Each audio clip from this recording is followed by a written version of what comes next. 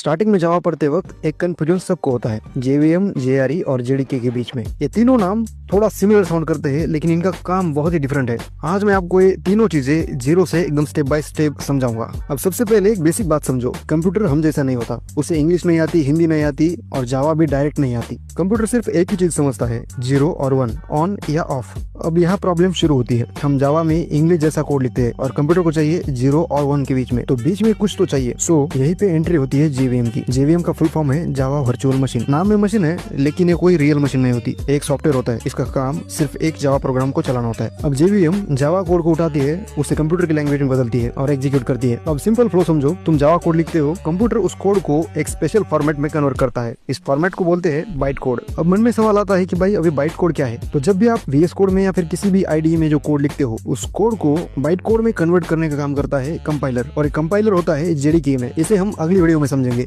अब जेवीएम का असली काम शुरू होता है। जेवीएम बाइट कोड को उठाता है और मशीन लैंग्वेज में कन्वर्ट करके प्रोग्राम को रन करता है। सिंपल शब्दों में अगर कहा जाए तो जेवीएम एक ट्रांसलेटर की तरह काम करता है। अब और एक इंपॉर्टेंट बात ध्यान से सुनो, हर कंप्यूटर का ऑपरेटिंग सिस्टम अलग होता है। जैसे विंडोज का अलग, लिनक्स अलग और मैक अलग, इसीलिए हर सिस्टम के लिए जेवीएम भी अलग होती है। अब आप लोग ये बोलोगे कि हर बार हमें विंडोज के लिए अलग और लिनक्स के लिए अलग कोड लिखना पड़ेगा क्या? तो इसका जवाब है बिल्कुल भी नहीं। तो जब भी आप कोड लिखते हो विंडोज या लिनक्स में, सो उस कोड को आप किसी भी अदर ऑपरेटिंग सिस्टम के यूज कर सकते हो। जैसे आपने कोड लिखा लिनक्स में, तो आप उसे विंडोज में बिना किसी दिक्कत के यूज कर सकते हो। बस ये समझ लो कि उसका जेवीएम हर बार अलग हुआ, लिनक्स का अलग और विंडोज का अलग। सो सवाल ये आता है, क्या जेवीएम अकेला सब कुछ कर सकता है क्या? तो इसका आंसर है बिल्कुल भी नहीं। इस पूरे प्रोसेस को करने के लिए इसे और कई चीजों की जरूरत पड़ती है, जैसे कि जेडीके, जेआरई। सो इसे हम अगली वीडियो में एक्सप्लेन करेंगे। फॉलो कर लेना।